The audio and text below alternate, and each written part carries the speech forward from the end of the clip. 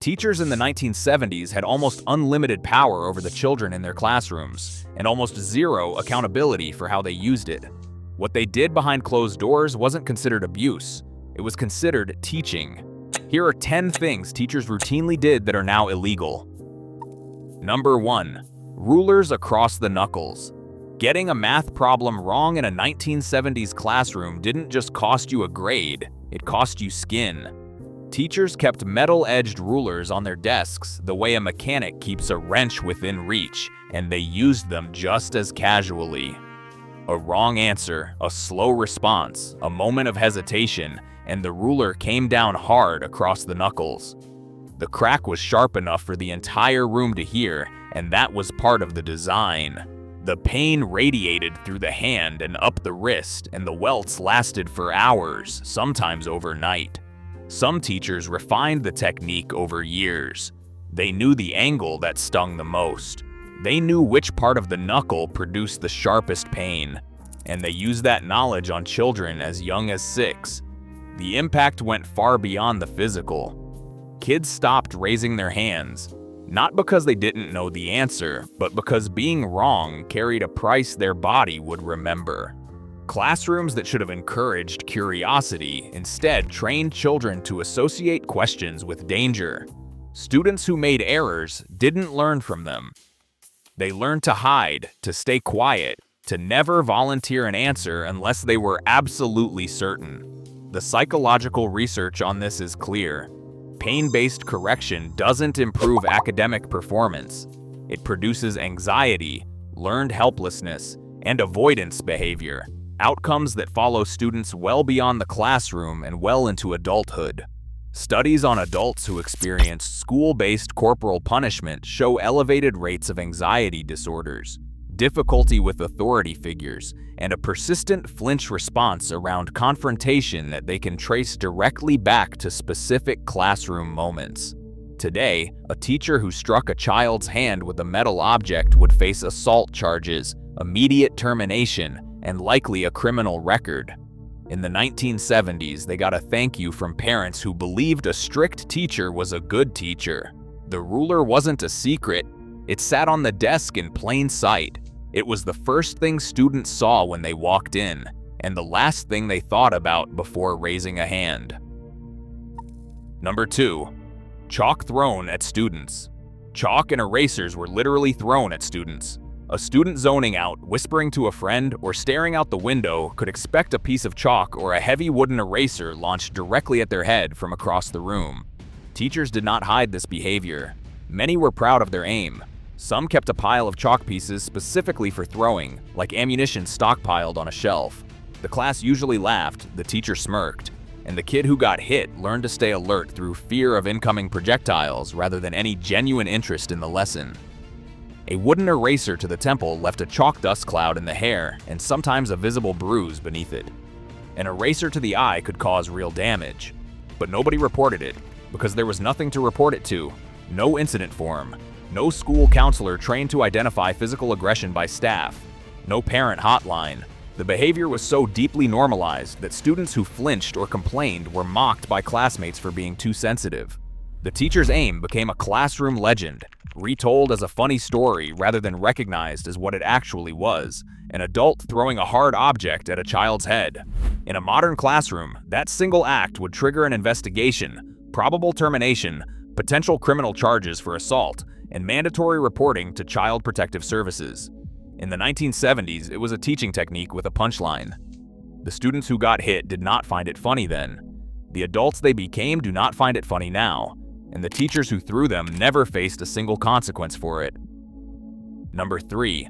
Locked in supply closets. When a student's behavior exceeded what a teacher felt like dealing with, and the principal's office was either full or too far away, some teachers chose a faster solution. They locked the child in a supply closet. Dark, cramped spaces between mop buckets, cleaning chemicals, and stacked textbooks with no ventilation, no light switch within a child's reach, and no way out until the teacher decided the lesson had been absorbed. Some children spent an entire class period inside. Others sat there for hours, through lunch, through recess, listening to the muffled sounds of lessons continuing on the other side of the door while they breathed in the chemical smell of floor cleaner in the dark. Some children banged on the door, some screamed, some went completely silent, which was worse. For children with claustrophobia, anxiety disorders, or trauma histories, the experience was psychologically devastating. Some developed panic attacks that persisted into adulthood, triggered by enclosed spaces, locked doors, or even the smell of industrial cleaning products. The confinement was not entered into any behavioral record. No parent received a phone call. No administrator reviewed the decision. It was entirely at the teacher's discretion, and discretion in this context meant whatever the adult decided to do with a child behind a closed door. Today, isolating a child in a confined space without supervision meets the legal definition of false imprisonment in most states and triggers mandatory reporting under child abuse statutes. Schools that use isolation rooms for behavioral management must follow strict protocols including time limits, continuous visual monitoring, documentation, and parental notification. The closet had none of those protections. It had a lock, a dark room, and a child who could not leave. Number 4. Soap in the mouth. A student who let a bad word slip, sometimes repeating something heard at home, sometimes just testing a boundary the way every child does, could be marched to the nearest sink and have a bar of soap forced into their mouth. The teacher pried the child's jaw open, pushed the bar across the tongue, and held it there until the gagging started. Some teachers preferred liquid soap, which coated the throat and was harder to spit out. The child choked, drooled, sometimes vomited on themselves, and then returned to their seat with the chemical taste of industrial soap lingering in the mouth for the rest of the school day. The residue burned the soft tissue inside the cheeks and could cause nausea that lasted hours. The practice was borrowed directly from home discipline, where it was already questionable, and imported into schools without any institutional review because the assumption was simple. If parents do it, teachers can too. That assumption was wrong on every level. Soap products contain surfactants, fragrances, and chemical compounds not intended for ingestion. Forcing any non-food substance into a child's mouth creates a risk of chemical irritation to mucous membranes, aspiration if the child inhales while gagging, an allergic reaction to ingredients the teacher could not identify. Today, forcing a substance into a child's mouth constitutes assault, and depending on the child's age can escalate to child endangerment charges. Poisoning statutes in some states apply even when the substance is not inherently toxic if it was forcibly administered to a minor. But in the 1970s, the only consequence was a soapy aftertaste, a terrified child, and a classroom that learned to swear more quietly, which the teacher counted as success. Number 5. Dragged by hair or ear. Physical redirection in the 1970s was not subtle and it was not gentle. A misbehaving student could be seized by the ear, the hair, or the collar and physically hauled out of the classroom, down the hallway, and into the principal's office while their feet barely touched the ground. Teachers did not lower their voices for the escort. They raised them. The spectacle was intentional, a public performance of authority conducted in front of every classroom with an open door. Students in neighboring rooms heard the commotion, saw the child being dragged past, and internalized the warning without a word being spoken to them directly. The physical consequences were not trivial. Pulling on the ear with enough force to lift or steer a child can tear cartilage. Grabbing hair can rip follicles from the scalp and cause bruising. Gripping the collar can compress the throat. Children who resisted, which was a natural response to being grabbed by a sensitive body part, were often punished more severely for the resistance than for the original offense, creating a cycle in which the child's pain and fear were treated as further evidence of disobedience. The humiliation component was calculated and precise. Being dragged past your peers by an adult who was visibly angry removed any social standing a child had built. The students who witnessed it learned a specific lesson. Power in this building is physical. It moves in one direction, and resistance makes it worse. Today, any physical contact between a teacher and a student that causes pain, distress, or injury is classified as assault or as corporal punishment depending on jurisdiction. Teachers who grab, pull, drag, or restrain students outside of documented emergency safety protocols face criminal prosecution. In the 1970s, it was just a teacher handling a problem.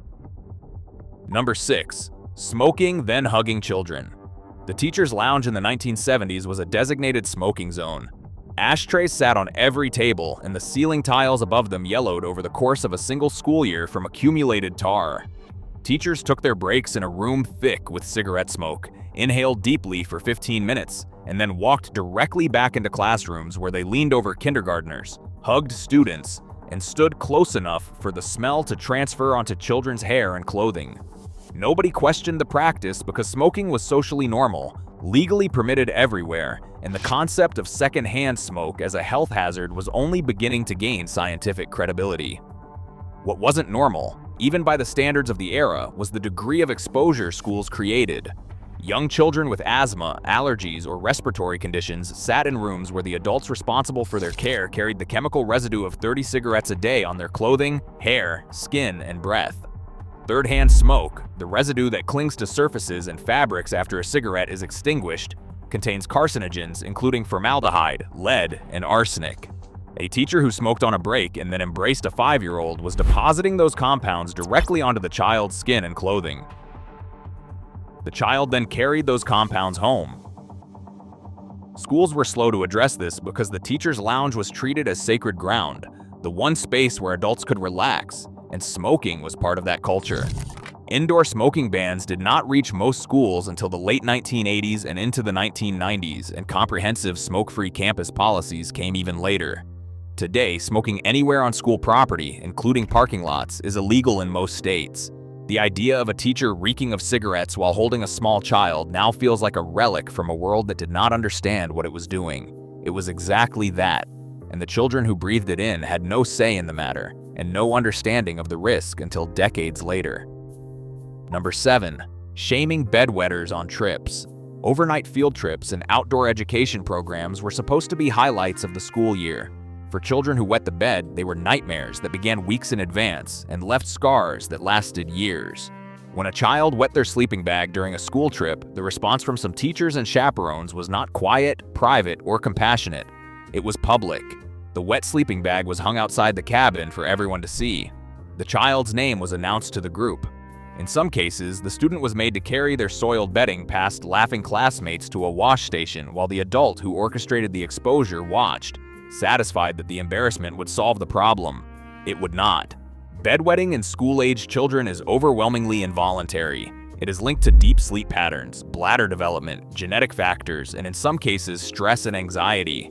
It is a medical condition, not a behavioral choice. A child cannot be shamed out of it any more than they can be shamed out of needing glasses. But in the 1970s, bedwetting was treated as laziness, attention-seeking, or a failure of willpower, and the prescribed treatment was maximum humiliation in front of peers. The damage was compounding. The initial incident produced shame. The public exposure produced social targeting. Classmates who witnessed the event gained ammunition for bullying that lasted months or years. The child's confidence, social standing, and willingness to participate in future school activities collapsed at once. Some children developed secondary anxiety so severe they refused to attend school trips for the remainder of their education, missing experiences their classmates would remember fondly. Today, humiliating a child over a medical condition in a school setting violates student dignity policies, triggers mandatory reporting in many states, and can constitute emotional abuse under child welfare statutes. In the 1970s, it was a campfire story told by the adults who should have known better. Number 8. Paddling with drilled paddles. The wooden paddle was the flagship tool of American school discipline from the 1950s through the 1980s, and the 1970s represented its peak. Paddles were typically 12 to 18 inches long, made of solid hardwood, and kept on display behind the teacher's desk as a permanent visual reminder. Some were custom-made in the school's own woodshop program. The most notorious variation featured rows of holes drilled through the face, a modification that was not decorative. The holes reduced air resistance during the swing, allowing the paddle to accelerate faster and strike with greater force. The physics was deliberate. Adults engineered a more effective tool for hitting children, and then used it on students as young as 7 for offenses as minor as chewing gum, whispering, or forgetting a homework assignment. 3 to 5 swats were standard, delivered while the student bent over a desk in front of the entire class.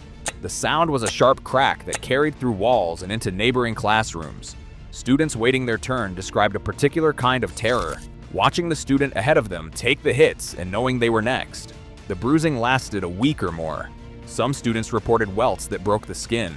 Sitting was painful for days, which meant every class period after the paddling was a physical reminder. In 1977, the Supreme Court ruled in Ingraham v. Wright that school paddling did not violate the Eighth Amendment. That decision gave districts legal authority to continue. 19 states still technically permit corporal punishment in schools today, though the vast majority of districts have abandoned the practice. The paddle did not disappear because it was universally outlawed. It disappeared because enough people finally recognized that engineering a more painful tool for striking children is not discipline. It is refinement of violence. Number 9. Holding textbooks until collapse. This punishment sounded like military hazing because the resemblance was not accidental. Teachers, particularly in strict disciplinary environments and in gym class, forced students to hold heavy textbooks at arm's length with both arms fully extended and to maintain the position until their muscles gave out. The arms began shaking within the first minute. By 3 minutes, the pain was constant, radiating from the shoulders down through the wrists. By 5 minutes, most students were fighting to keep the books aloft, their faces contorted, their breath shallow. Some teachers added books when a student appeared to be coping. Some timed the exercise and announced the duration to the class, turning the punishment into a public endurance test that other students watched like a spectacle. The punishment ended only when the child's arms physically failed, books crashing to the floor, arms dropping to their sides, sometimes the student collapsing with them. It was designed to inflict maximum discomfort without leaving visible marks, which made it feel more defensible than hitting, even though the pain was comparable and the duration was longer. A paddling lasted seconds. This lasted until your body broke. The exercise targeted muscles, joints, and willpower simultaneously, and it carried a specific message. Your body belongs to this institution for the length of this school day, and the institution can make it hurt without ever leaving a bruise. Modern schools classify this as corporal punishment, regardless of whether it produces visible injury, because the legal definition includes any intentional infliction of physical pain as discipline. A teacher who forced a student to hold a stress position until collapse would face the same charges as a teacher who struck a student. In the 1970s, it was classified as creativity. Number 10. Mouth taped shut with tape. It sounds like an exaggeration. It isn't. Through the 1970s and into the 1980s, teachers dealt with talkative students by tearing off a strip of masking tape and pressing it firmly across a child's mouth. The student sat for the remainder of class, taped and silent, while instruction continued around them as if nothing unusual were happening. Because in that era, it was not unusual. Some teachers kept a roll of tape on the desk and pointed at it whenever noise levels rose, a standing threat that turned discipline into a game of intimidation the students could not win. The child wearing the tape could not speak, could not ask questions, could not call for help, and could not remove it without explicit permission from the adult who put it there. Removing it without permission earned additional punishment. The tape pulled on skin when removed, sometimes tearing the corners of the mouth or pulling fine facial hair. Children with respiratory issues, nasal congestion, or anxiety conditions were placed in genuine medical risk. A child who can only breathe through the nose and whose nose is partially blocked is a child in respiratory distress. No teacher assessed this before reaching for the tape. The practice was a form of physical restraint applied to the face of a minor, and it was deployed for the crime of talking in class. Not threatening, not bullying, not disrupting safety, talking. The other students in the room watched and drew their own conclusions. Speaking up is dangerous. Authority can silence you literally. And the adults in this building will take your ability to use your voice and call it a consequence. Today, physically restraining a child in any form without a documented safety justification, parental notification, and administrative oversight is a violation of federal and state student rights protections. Taping a child's mouth shut would result in immediate removal from the classroom, criminal referral, and termination. In the 1970s, it was a punchline that nobody in the room, except the child wearing the tape, found funny. If these stories hit you differently than you expected, hit subscribe and leave a like so we can keep bringing you the history they do not put in textbooks. More is coming.